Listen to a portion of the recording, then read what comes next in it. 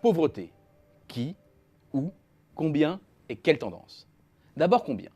La France compterait près de 9 millions de pauvres selon l'INSEE. Ce chiffre est discutable, car le seuil de pauvreté est depuis 2008 fixé à 60% du revenu disponible médian, revenu qui partage en deux la population, une moitié gagne moins, l'autre plus. Ce seuil est trop élevé, si bien que le phénomène de pauvreté perd de son sens. Il est exagéré et surtout banalisé. Le seuil de 50% du revenu médian est certainement plus proche de la réalité sociale de la pauvreté. Et la France compte déjà ainsi plus de 5 millions de pauvres. Pour mettre des balises monétaires, pour une personne seule, c'est un revenu après impôts directs et prestations sociales de 840 € par mois. Pour une famille monoparentale, avec un enfant de moins de 14 ans, le seuil est à 1092 €. Pour un couple sans enfant, il passe à 1260 € et atteint 2100 € pour un couple avec 2 enfants de plus de 14 ans. Sous ces différentes limites, vous êtes statistiquement considéré aujourd'hui comme pauvre. Maintenant, la tendance. De plus en plus de personnes sont concernées par la pauvreté, avec une hausse de près de 23% depuis 2000 et une nette accélération après la grande récession. Bien entendu, il y a une composante démographique dans ces chiffres car la population française a augmenté sur cette période. Il faut donc passer au taux de pauvreté pour mieux appréhender la tendance, c'est-à-dire rapporter le nombre de pauvres à la population totale. Et la situation actuelle montre ô combien nous sommes en rupture avec la tendance historique.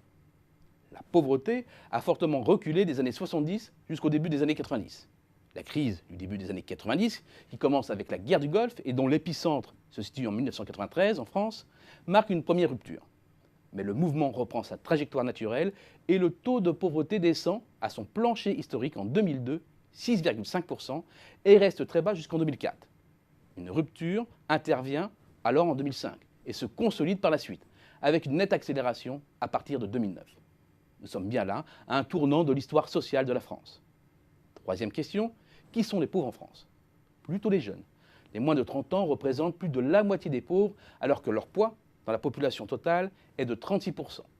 Pour une partie des plus jeunes, les enfants, leur pauvreté est celle de leurs parents, ce qui renvoie mécaniquement à une deuxième caractéristique. La pauvreté se vit en famille. Selon les données de l'Observatoire des inégalités, 3/4 des pauvres vivent en famille avec ou sans enfants. Mais les disparités sont fortes au sein de cette catégorie. Le taux de pauvreté descend à 4,6% chez les couples avec un enfant et grimpe quasiment à 20% pour les familles monoparentales. Les femmes sont également plus frappées par la pauvreté, mais l'écart reste limité avec les hommes compte tenu de leur poids dans l'ensemble de la population. Parmi les facteurs discriminants, l'emploi. 60% des pauvres sont soit inactifs, soit chômeurs. Ultime question, où? En prenant les 25% de départements où le taux de pauvreté est le plus élevé, une fracture très nette apparaît. Une partie se concentre au nord, une autre en Île-de-France, dont Paris, ce qui montre l'étendue des inégalités au sein de la capitale et de la région parisienne, et dans le sud-est, avec cette particularité, 60% des pauvres vivent dans des agglomérations de plus de 50 000 habitants, avec une pointe dans celle comprise entre 100 000 et 200 000. La conclusion s'impose d'elle-même.